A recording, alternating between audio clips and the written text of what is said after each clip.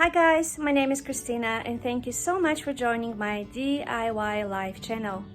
In 26 days, there will be a beautiful wedding in this backyard. This is our property and I am so excited to have it at our house. We are preparing everything ourselves. We're cooking our food, we are making our flowers arrangements. But in today's episode, I wanted to talk to you about the idea I have of preparing individual little bags for each guest full of lavender. My family from Bulgaria is coming in 2 weeks and they will be bringing me a couple of kilos of lavender, and so I will have lavender in each bag and I'll also have tiny bulb of shamrock. And let me show you that what I've done with this shamrock. I have planted it everywhere and I am hoping to be able to reproduce enough for each guest. So here is my attempt to reproduce plenty of shamrock. I have it planted everywhere with the purpose of reproducing plenty, so I can have 200 tiny bulbs for each guest. I wanted to package tiny bags with lavender and hopefully I'll have 200 of each of this shamrock. I know this is easy to reproduce. You literally break it into little pieces and that is one plant, but I don't think I can reproduce these guys. We'll see what happens. But I have almost a month, 26 days or so, to reproduce a bunch of shamrock.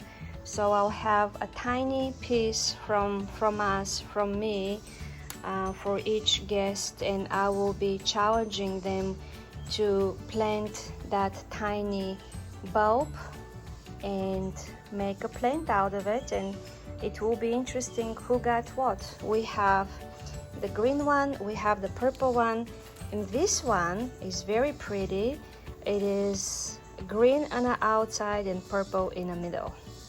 So I will keep you posted. Speaking of shamrock and flowers, I wanted to share something with you about orchids. If you think orchids are difficult to care for, you're wrong. And one of the things that you might be doing wrong is that the roots of the orchid is not getting enough light. The roots need light. That is all. The most important thing they need, in addition to light and water, of course. But you see, my orchid looks amazing and I have a few of those. I'll show them to you. But I have transplanted all of my orchids into a glass or a plastic jar even. I have few in plastic jar. I saved this old glass jar from a candle that was done, and I cleaned it up and transplanted all of my orchids into glass or plastic jar. All they need is light, water, but probably most importantly, the roots need light. They're doing amazing since I transplanted them. I will show you where I keep them when they're not blooming. They're all together in my office. I have a few of those. And once they bloom, I just take them around the house and I enjoy them, where I can see them every day until they're done blooming. But that's all they need. They need light for their roots, and this one looks absolutely amazing and it is doing very well since I transplanted into a glass jar. Let me show you where I keep my orchids. Hi Fluffy! This is my office. This is where I keep all of my orchids. You see, they have plenty of light. This is an east exposure, so they get some sunlight in the morning, direct sunlight, but it's not too much. And they all have clear glass or plastic jars. In fact, this one here, I saved the container from kimchi, so they don't need to be glass. It just need to be clear. Nagi, off. Just need to have light for the roots of the orchids, but they all look spectacular. This one is about to bloom. It's gonna have a triple yellow bloom. This one just finished blooming. It was a beautiful purple, very dark flower. This one is huge and very pretty, but that's all they need. I just care for them with this orchid food. I spray them with that, and I give them plenty of water, and they like this good east light exposure. I keep them here until they bloom, and then I take them around the house just to enjoy them. I left this one here because I spend a lot of time in my office, obviously, but anyway, this is all they need, just some love and light in clear jars.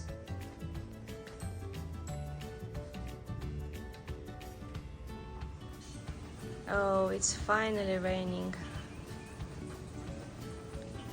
It has been so dry. There are a lot of flowers and trees in the garden that I'm hoping to utilize for the flowers arrangements for the wedding. We have lots of magnolia trees, and it has been really dry. Now you're gonna get wet again. Where are you going? Fluff, you gonna follow your brother? Liney? So this is good. We have lots of magnolia trees, and that is what I'm using for the base for flowers arrangements for the arch for the ceremony. So they're blooming at the moment. I don't know how many we'll have in 26 days today. Yay, 26 days to the wedding. But this is good. I'm glad we got rain. Sally, you wanna go? No? You don't wanna get dry? No? You're a smart girl. Are you wet?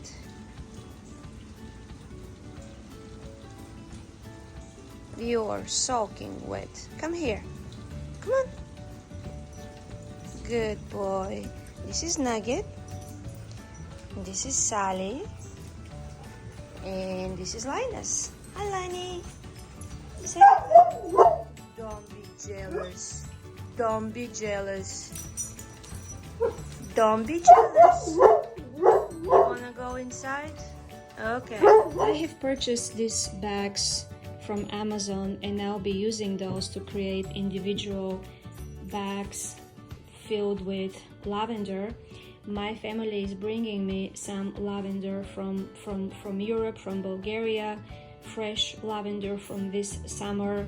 In addition to the lavender, we'll be putting single bulb of shamrock in each bag, and there'll be also a message explaining what that is, and a challenge to ask our guest to plant that bulb and create a plant.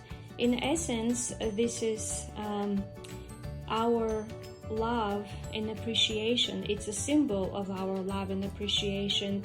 It's a memory from the wedding. It's a memory from Christina and Stuart's household. So that is it. There will be 200 bags of those filled with lavender and shamrock, and I wanted to give something to all of my guests, give them memory and energy from us, from our hearts. I have planted lavender, I have planted shamrock everywhere. I wish I had lavender in our backyard. We have just a little bit, but not enough for 200 bags. So the shamrock is coming from our garden. The lavender is coming from Bulgaria. I am glad I'm able to make these little gifts, to have something to our guests, to remember us, to have good memories from the wedding, and to make a new plant in their house. I have been trying to produce plenty of shamrock for a while, and even in these boxes outside at the main entrance, I have planted this shamrock a couple of months ago, and it's doing well, and it's reproducing very well. I have some here. So between what I've purchased and what I planted in those aluminum trays I showed you the other day, and what I have here and in many other places, I think we will have enough. The bulbs I showed you earlier, I covered in soil and I left them in the rain for a few hours. They're already showing up sign of growing. There is one right here. They grow super fast. There is another one over here.